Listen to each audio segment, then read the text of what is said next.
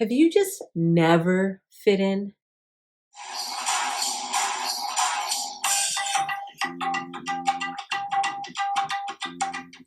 Hi there, and welcome back to Ask Dr. Syra, the show where I answer your questions about mental health, relationships, and personal growth. Today's question comes from Summer.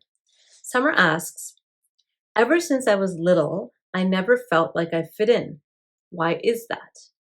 Ever since I was little, I never felt like I fit in. Why is that? It's a good question. Um, You'd be surprised how many people who come for counseling have that story of not fitting in. And I'm sure there's many more who don't come for counseling who also have that story about why don't I fit in. One of the things when we're talking about fitting in, I think it's important to distinguish between fitting in and belonging.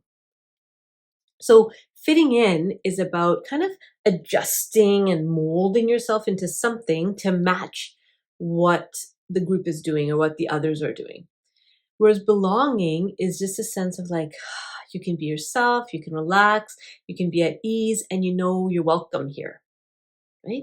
So when we're children, we're actually encouraged to fit in school environments, in play environments. We're encouraged to adapt ourselves to match the other kids. And some of us never stop doing that. Some of us never stop adjusting ourselves in order to be accepted by other people. The worry is if we were to be our true selves, oh, would anybody like me? Like, would I even have anybody around if I was to actually be who I am? Now, where that comes from is that self-doubt, right? That lack of like confidence in being our authentic self. Why does that happen? Well, because we're not encouraged to be our authentic self in this culture.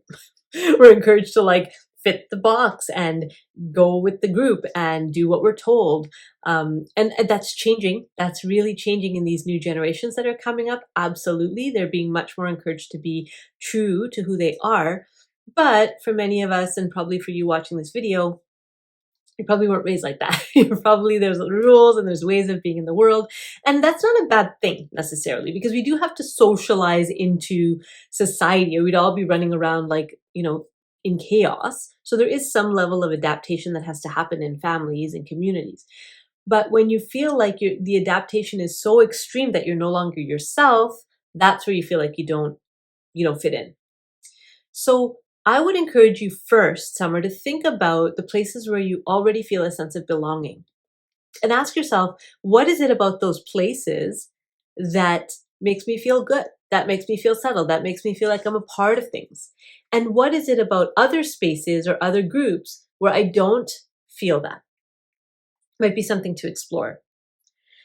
The other thing I would say, so that's the fitting in and belonging. Everybody kind of has a little bit of that, and we have to find, as we age, as we get older, we start to more and more find like-minded company, right?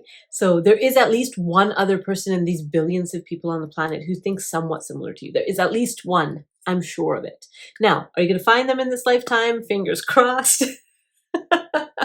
Right? But the idea is like, because sometimes when you've had a lifetime of not fitting in, you can kind of create this sort of narrative that I'm different and that makes me special. Nobody's like, I'm different. Nobody understands me, right? And we can almost get into this specialness around it. So you have to be careful that you don't think you're better than everybody else as well. Because that's another way of coping with that feeling of not fitting in, is you say, well, everybody else just sucks and I'm amazing, but I still feel like I don't belong.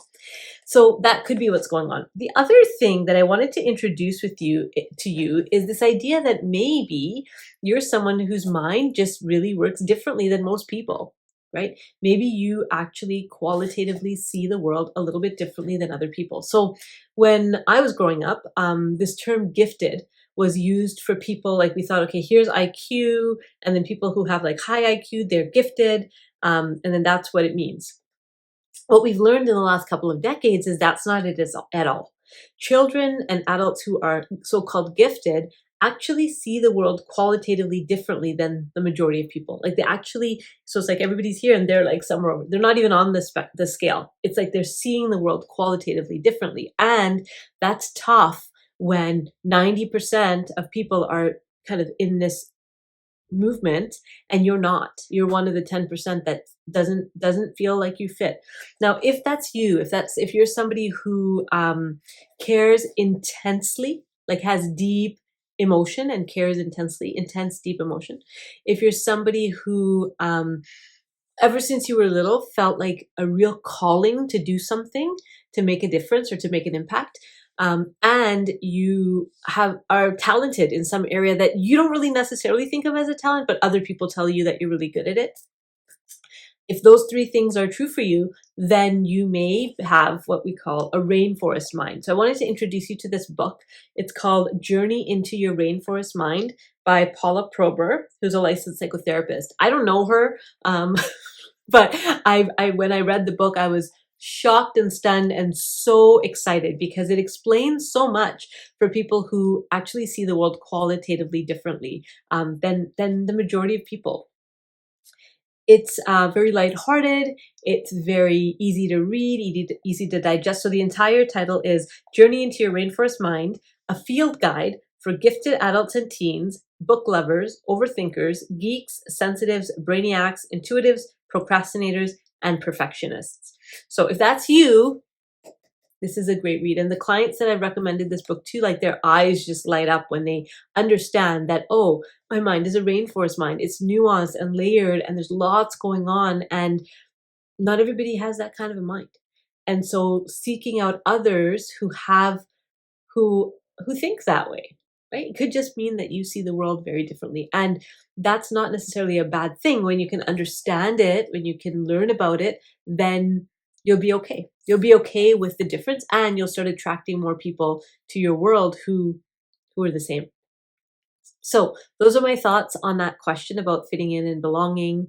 Hopefully that was helpful. Join us if you can for Monday Musings. We'd love to see you there. More information on the website, and I'll see you next time. Bye.